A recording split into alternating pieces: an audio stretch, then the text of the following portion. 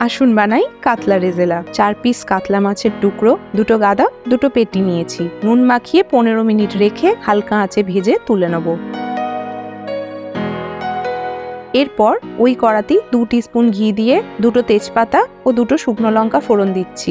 একে একে দিয়ে দেবো 4টে এলাচ, একটা দারচিনি, অল্প একটু সামরিচ, 2টো লবঙ্গ, 2টো মিডিয়াম পেঁয়াজকে সেদ্ধ করে পেস্ট বানিয়ে রেখেছি সেটা দিয়ে দেবো। হালকা হাতে ভাজবো, ব্রাউন হবে না। 1 টেবিল স্পুন আদা রসুন বাটা দিয়ে কাঁচা গন্ধ চলে যাওয়া পর্যন্ত নাড়াচাড়া করব।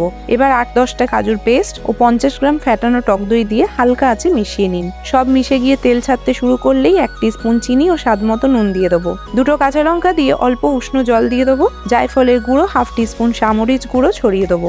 গ্রেভি ফুটে উঠলেই মাছ ছেড়ে দিন এবং সবশেষে 1 চামচ গোলাপ ও 1 চামচ কেওড়া জল ছড়িয়ে আঁচ নিভিয়ে দিন। গরম গরম পরিবেশন করুন কাতলা রেজালা।